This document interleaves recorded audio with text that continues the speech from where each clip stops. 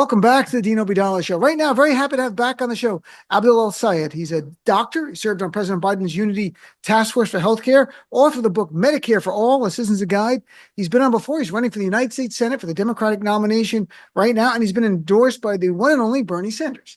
Hello, Abdul. How are you, my friend? Dean, it is always a privilege to be with you. Thank you so much for taking the time. It's great. We chatted in the fall uh, last quarter. How is the campaign going since then? It was by September, I believe. Yeah, we chatted in the fall, and now we're in eternal snowfall. I know it's a Yeah. bit cold where you guys are as well, but here in Michigan, we're built for this kind of thing. I'll tell you what, as cold as it is outside, this campaign is just getting started, and we're heating right up. I mean, I'll tell you, I was just in a town hall in Chelsea yesterday. I think we had 200 people in a packed house, Wow. and as cold as it was outside, it was super hot in that room just because we packed it to the gills. But that's been the experience we've Are had they a across the wild 70 boy? cities we've been at. 70 cities, 200 public events, people coming together around a movement built on the idea that we really can get money out of politics. We really can put money back in people's pockets, and we can pass Medicare for all if we're willing to reach across the divides they tell us we can't breach. And that's what we're trying to do across this campaign.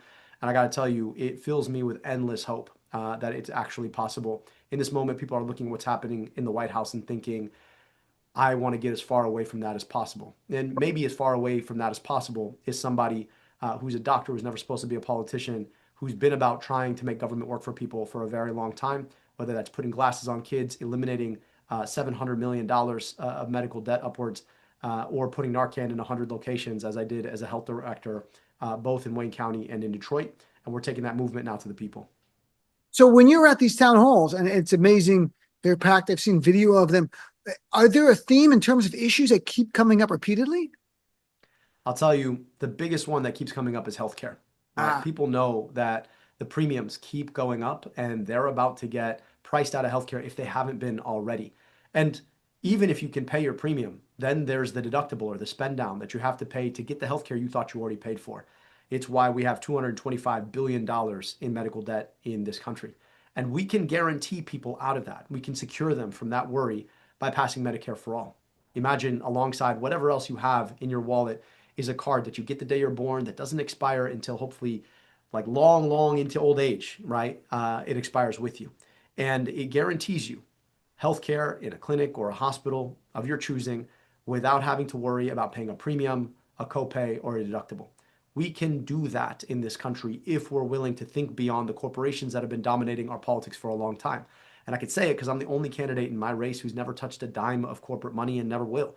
And so I'm out there trying to fight for the people and to fight for the things they need.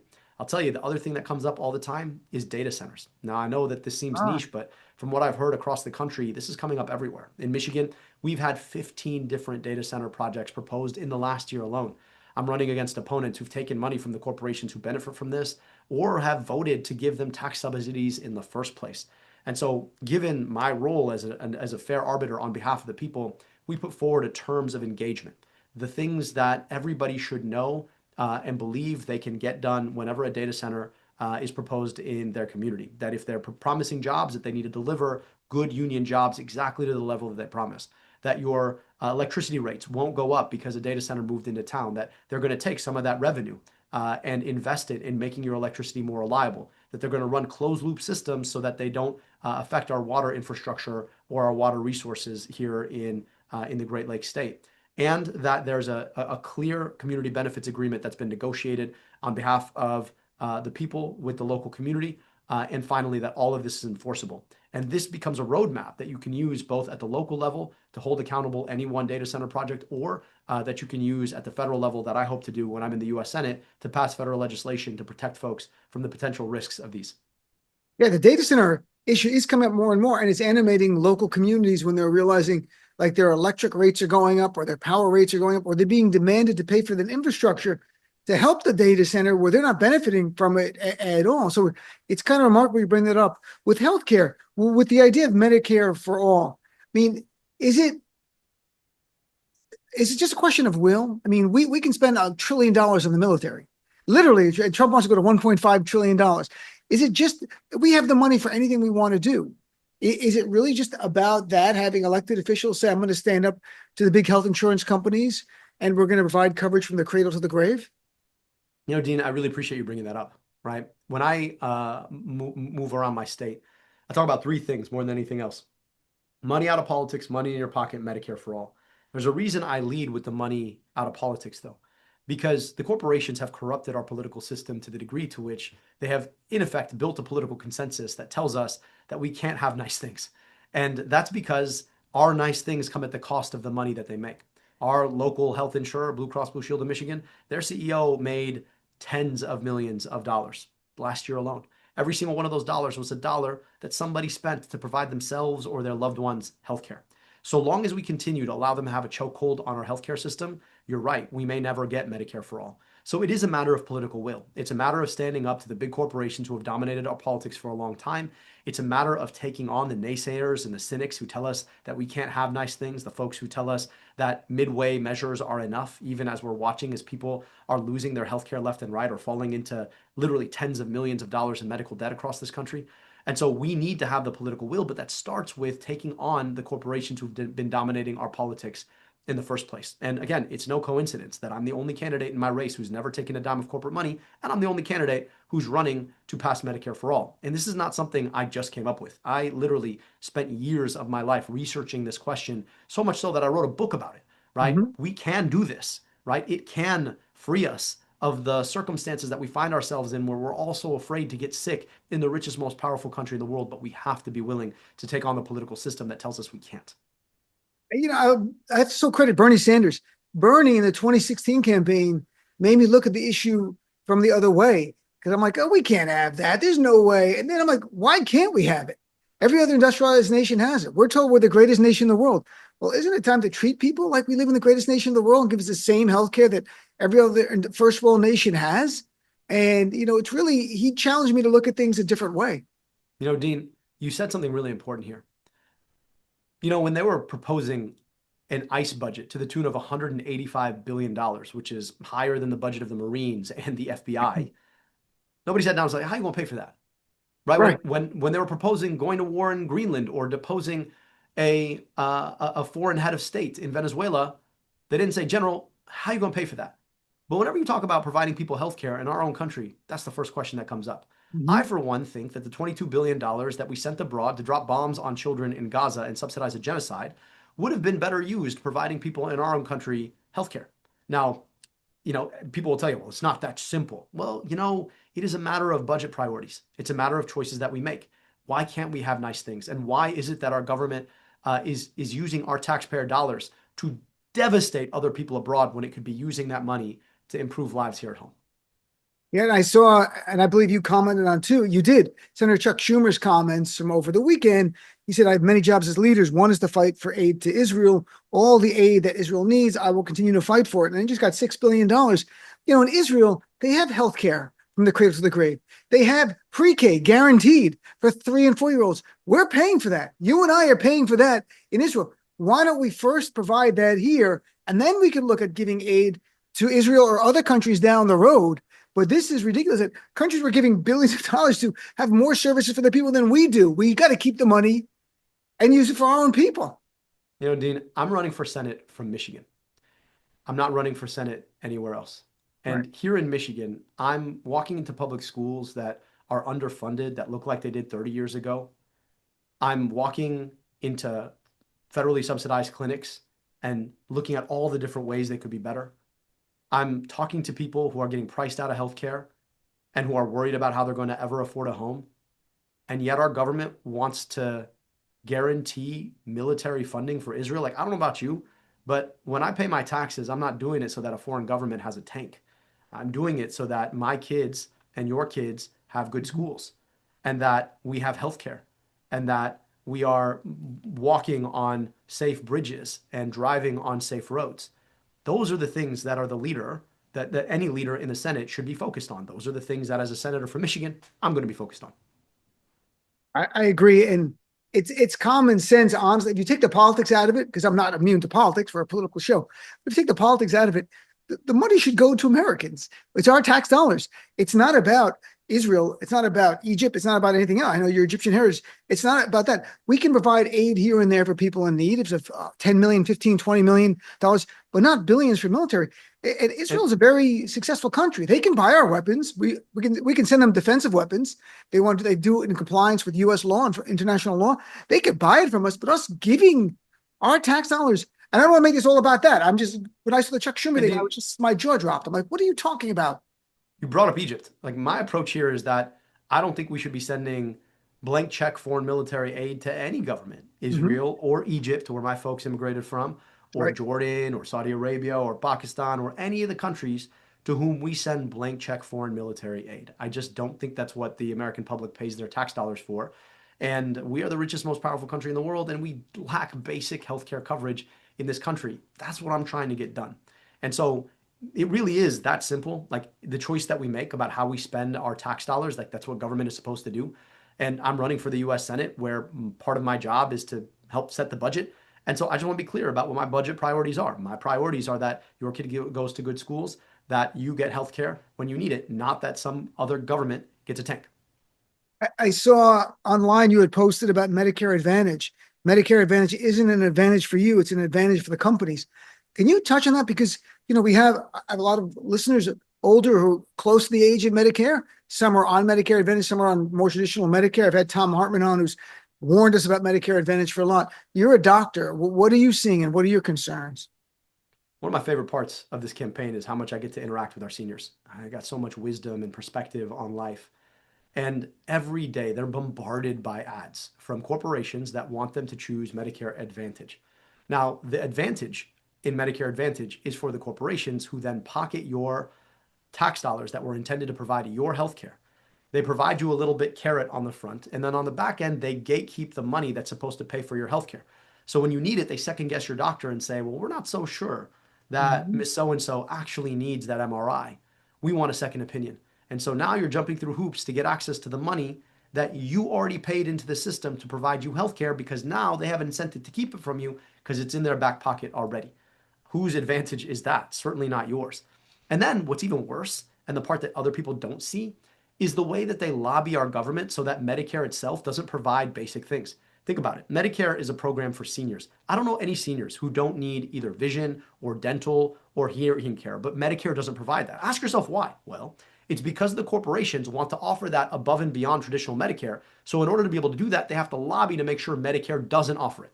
So not only are they literally taking your taxpayer dollars that were intended for your healthcare, but they're lobbying to keep the program worse so that they can offer something over it. If that's not doggone, I don't know what is. And I just want seniors to understand exactly how they're being played when that happens. And so we need to make Medicare whole. We need to stop corporations from profiteering off of it, and we need to extend it to everybody. And we can do that because this is the richest, most powerful country in the world. Yeah, and that was one of the components of Build Back Better, the idea of expanding Medicare for vision, hearing, and dental. It polled like almost at 90%. Like, people are like, of course our seniors should have this. It's insane that you say seniors, oh, we'll provide this, but we're not going to provide other things. And my late mom and others I've talked to, but to make decisions. And I would try to beg my mom, like, go to the eye doctor, I'll pay for it. She didn't want to go. No, I don't want the money, too proud, all this stuff. And there's seniors going through this all the time. I cannot agree with you more. Medicare's got to be expanded for the dignity of our seniors who have paid into this program forever, and they deserve not to worry about their teeth and their hearing and their vision. And that's where we are. So I didn't know it was the companies lobbying not to allow Medicare to expand that they really fought against that. Yeah. And why? I mean, imagine why else? Like, I don't know anybody over the age of 65 that doesn't need some of these. Right. And I always joke with my seniors. I'm like, look, if you get to the point where you don't need a dentist anymore, I promise you probably need either hearing aids or vision correctives. So, Right. at the end of the day, like, we're in a situation where we are robbing our seniors who built this country, who built the opportunities that we have right now, of the things that they already paid into. And we're missing the opportunity to make it more sustainable. I just want to be clear. I talk to seniors all the time and I say, look, I want to give Medicare to everybody. They say, well, if you give Medicare to everybody, is there going to be less for me? No, actually, the best thing we could do to make sure seniors had reliable health care is to make sure that younger people who are less likely to get sick are paying more into the system. Instead, Right. we have them paying into a system that feeds a corporate CEO $18 million a year, and not actually feeding into the system that would make sure that seniors have their health care. I mean, it's just so backwards right now, and it's entirely about how corporations can make money when we get sick. I don't want to get too much into the weeds of Medicare for all, but we were talking to Bernie, and he said he was open to the idea of lowering the age of eligibility for Medicare. You know, it's 65 right now, and doing it along those lines. Is that something you would support? So to me, Medicare for all is Mount Everest. That's where we got to go. Now, Right, in order to climb Mount Everest, you've got to climb base camp, and then you've got to get to a bunch of hills across the way. right. So if lowering the Medicare age is one of those hills, great. But to me, we got to get to a point where every single person in this country gets a Medicare card the day that they're born that does not expire until it expires with them, that guarantees them access to any clinic or hospital in this country without having to pay a spend down or having to pay a copay, and for which there is no premium. When we get there, we will finally have fulfilled the promise that is yet unkept in this country, that we too can enter the arena of other civilized countries and provide people basic health care. Very important. Another big issue we hear a lot in the last election, 2025, was affordability. Are you hearing that? And how is that coming up? Because that's different things to different people. Different states, it's different things. What are you hearing in your state? I hear it all the time, right? But I want you to think a little bit about what we're talking about, even when we talk about healthcare. Think about the biggest line items in your budget and who eats first, right? When you get your monthly paycheck, you probably have to pay your rent, right? You probably maybe have to pay a car note, maybe insurance. But think about what gets taken off at the top. The first one who eats is the insurance company. It's just taken off the top of your paycheck. And it's one of the fastest growing items in your budget. So when we talk about affordability, healthcare is among the least affordable parts of your whole budget.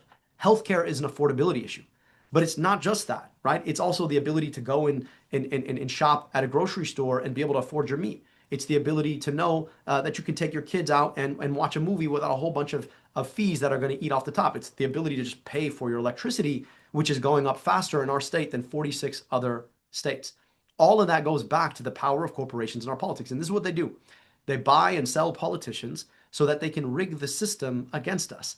They are able to accrue power. They go through these mergers and acquisitions where they consolidate more of their power, and then they use their near monopoly status to raise prices on us. Take meat, for example.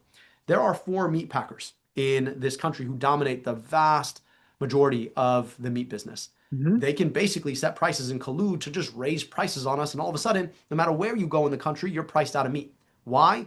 Because they're using their oligopoly power, which, by the way, they lobby to be able to get, to raise prices on us. We pay more for the things we have to buy, and they're making more money by picking our back pockets. I think all of that is wrong. And one of the most important things we can do is actually stand up and fight for the kind of anti-monopoly policies that we need and deserve in this country, so that they're not nickel and diming us for the things that we literally feed our kids for dinner. Are you seeing impact of the tariffs? And I mean, Trump yesterday touted this deal with India. Well, it's great. He brought down the tariff that he made up at 50% to 18%, meaning we have an 18% tax on everything that comes from India, and we've got to pay it. And the corporate media is like, look at what a deal maker. I'm like, he made this up. He started at 50% on his own. He's down to 18%. It still sucks. I go to Trader Joe's. Everyone who listens to my show knows I go to Trader Joe's all the time because I love the store. It's cheap. Their prices, olive oil. Literally today I had a conversation. I go, what happened to the olive oil? They go, it's from Italy, and they can only absorb it for so long. And now the prices are all on us. So what are you seeing in terms of tariffs? I just saw a study that shows that we're paying 98% of the tariffs. I saw, Okay. yeah. And what's a crazy thing is this guy touts himself as some sort of business genius. And the reality of this whole thing is that he's nickel and diming the American public so that he can accrue power, whether it's with a trading partner or corporations who are trying to get out of the tariff regime. You know who gets hurt the most, though? It's the small businesses who don't have lobbyists, who can't spend huge amounts of money to pay for whatever pet project he's interested in. Now, look, I'm from the industrial Midwest. We build things here, and we build far fewer than we should, in large part because of disastrous trade deals. So I could see a future where some smart president with an actual brain in their head actually deployed tariffs in a smart way, where you're thinking, what are the high growth industries of the future? How do you start investing in research and development there? Allow corporations or companies to build, and instead of giving to legacy corporations, allowing new startups to build, and then setting a set of tariffs that you're very clear about. And to me, thinking about tariffs is kind of like thinking about chemotherapy for cancer. Maybe it's because I'm a doctor and old habits die hard. But if you want to treat a cancer, you can use chemo, but you can't use it all at once like he has, right? Because if you give the patient all the chemo all at once, you're going to kill your patient. Instead, you give a little bit in a very clear amount with very clear purposes, with clear communication with your patient so that they know what you're trying to do. So there's a world in which you could have had tariffs that made sense. This ain't it though. Just like all things Donald Trump, it is always self-fulfilling or self-engaging, focused on him, and only for the purpose of his self-enrichment. And that's what we've seen with these tariffs. And unfortunately, just like everywhere else in the country, it's hurting Michiganders in some pretty big ways. Yeah, there's no strategy. If he had to know, we're a year plus in. If there was going to be a strategy, it's instead like if the leader's nice to him, he brings down the tariff. Like nothing makes sense. And how more people, well, these approval ratings are awful. I've looked at real polls. So I wanted to touch on one or two last things. One is ICE. You're seeing it neighboring state, Minnesota, terrorizing the people. It is unbelievable what's going on, killing Americans, terrorizing people, arresting U.S. citizens. I covered a case of Nazra Ahmed, Somali American. She was raised in this country, naturalized citizen. They kept her for 2 days. She got a concussion. She had a press conference. She was crying. They kept her for 2 days. And what they're doing to migrants and the immigrant community is horrific. So what is your reaction? How is this playing out in Michigan? Are people seeing this yet? People are scared. Yeah. And they're starting to understand that ICE has almost nothing to do with actually enforcing anything about immigration law. It has nothing to do with the southern border. Otherwise, why the hell are they in Minneapolis? Yeah. This has everything to do with normalizing paramilitary force, with the subtext of immigration, but the goal of normalizing paramilitary force on peaceful streets. This is what ICE has become. When you balloon their budget to $185 billion, you allow them to get away with heinous crimes. You allow them to cover their faces with almost no accountability. When your reaction to their having murdered American citizens is to say, one of ours, all of yours. When you don't speak up about the use of a 5-year-old boy as bait, at some point there is a soul level corruption of that agency. I went to Minneapolis several weeks back, and I wanted to see for myself what it looks like when an arm of the American government decides that it's going to lay siege to a city in our own country. And what I saw was bone chilling. It is exactly the kind of tyranny that our Constitution was intended to prevent in the first place. I've been clear since 2018, because anybody could have seen where this is going, that we need to abolish ICE. That's not to say that we can't keep our southern border secure. That's not to say that we can't enforce immigration law. That is to say that ICE is not about doing either of those things. ICE has become an arm of tyranny. And when you see that taking root, you need to abolish it and start anew. If you were in the Senate, what would you be doing now in terms of the negotiations for the deal? They're going to have 2 weeks or 10 days to try to negotiate something, some kind of conditions to ICE. And keeping in mind that I understand what your aspirations are. I agree with you. But ICE has got to go. It's a corrupted organization. It's no, whatever it was meant to be, it's not anymore. But what would you do now that you're in the minority in the Senate? Not another dime. You know, Donald Trump runs all of government. He tries to throw that in our face all the time. If he wants a shutdown, he can shut down government, but that's on him. That's not on us. We don't owe a vote to tyranny. And so I think the answer here is no additional funding. And as much as we can negotiate around ICE practices, I think we've got to be clear about what ICE has become and the recognition that you can't retrain the inhumanity that's inherent in trying to use a little boy as bait. Like that's not retrainable. That's not reformable. That has to be abolished. So for me, I wouldn't have voted for this in the first place. I'd have been a no vote entirely, no additional dime of funding. I'd be a no vote moving forward. And I think we got to get clear about where this is all headed. Because here's the thing about it.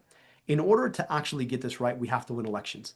And if we're out here without a very clear articulation of what our vision should be, about what America could be like under our leadership, then I worry that we're going to, again, piss away an opportunity to take back power and hold this tyrant accountable.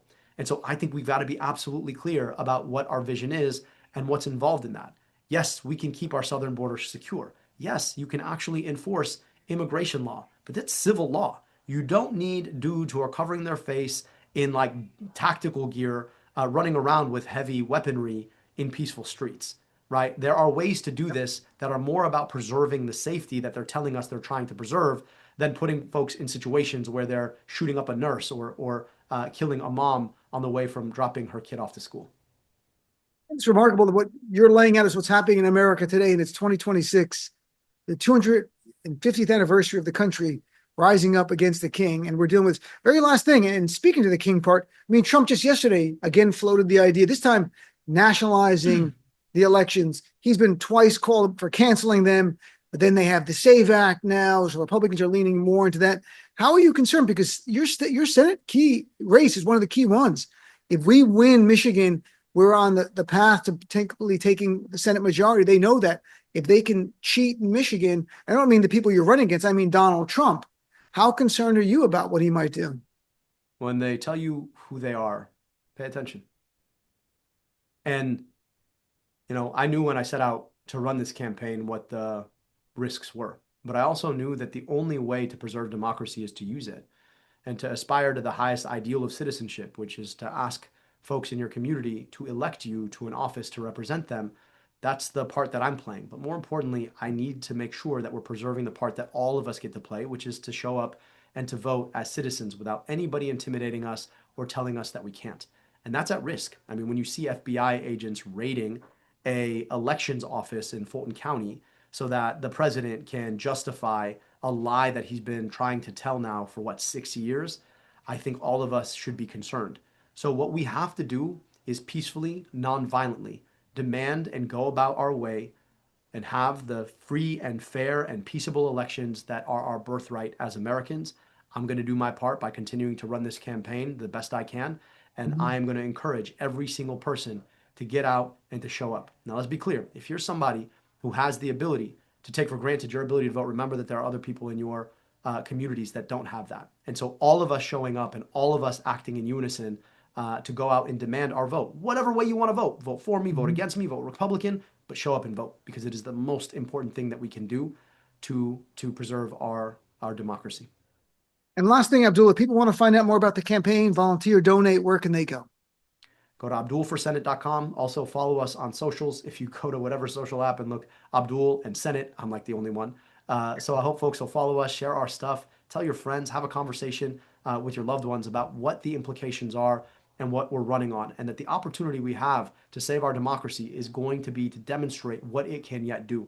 So we're not running against, we're running for. We're running for Medicare for all. We're running for a politics that is free of corporate influence. We're running for a politics that empowers union, where one good job can be enough. We're running for the ability to fund our kids' schools and our healthcare instead of funding genocide. We're running for a future that we deserve. We haven't yet got there, but we've got to believe in the after Trump, and we've got to go make that possible. Well, I wish you the best. I look forward to chatting with you in a future quarter, whenever that might be. And I know the election's very close, so I'm rooting for you, brother. I look forward to chatting with you in the future. Appreciate you, brother. Thank you so much for having us. Take care.